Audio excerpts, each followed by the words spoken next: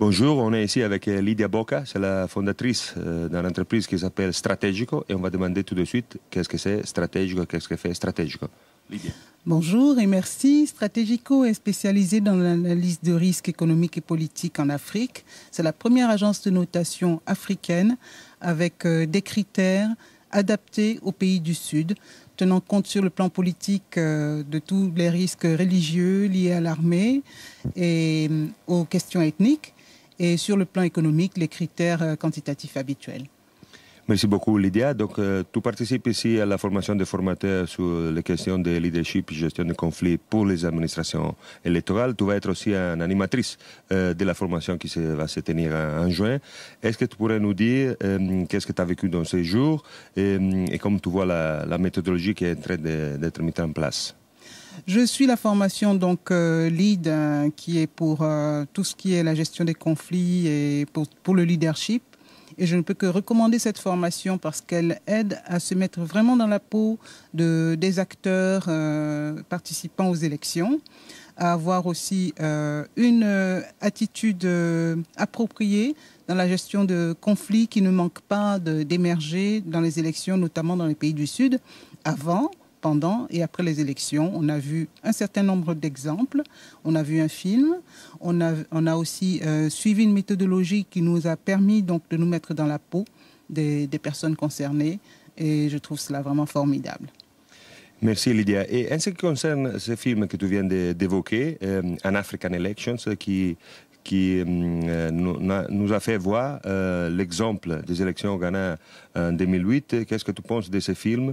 Qu'est-ce que tu as ressenti en voyant ce film d'un exemple des élections bien réussies, mais le processus assez souffert?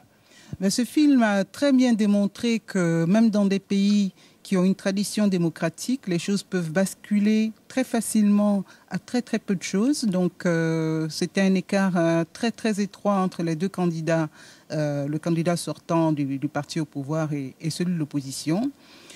Et on a vu clairement dans ce film le rôle de leadership joué par un certain nombre d'acteurs, dont cela n'est pas vraiment habituel, dont la police, les médias, et donc les leaders d'opinion dans la société. Je recommande vraiment ce film.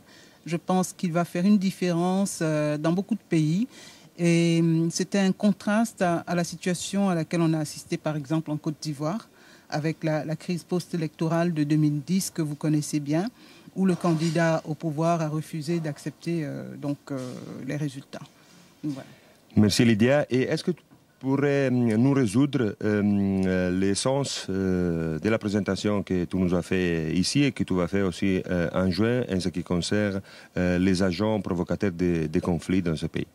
J'aime bien cette expression agent provocateur, c'est tout à fait ça. Donc je vais présenter en juin et j'ai présenté aujourd'hui des situations, les signes d'alerte donc auxquels il faut faire attention pendant des élections ou dans un pays tout court dont la concentration des pouvoirs dans les mains d'un clan, notamment d'une minorité, l'importance démesurée de la religion dans la politique, l'influence de l'armée dans le gouvernement, même s'il n'y a pas de militaires spécifiquement dans le gouvernement, mais le fait qu'il soit lié au gouvernement, aux affaires de l'État, qui est un pourcentage important du PIB, qui soit consacré à l'armée, ce sont des signes qui doivent alerter l'absence ou la prolifération de partis politiques qui ne sont que des coquilles vides, ou alors d'associations de la société civile qui n'ont de cela que le nom. Tout cela doit alerter. Donc je vous invite à venir en juin pour voir cela. Ça fait partie de nos critères. Nous en avons une quarantaine. Sur le plan politique, c'est très important et ça n'a jamais échoué.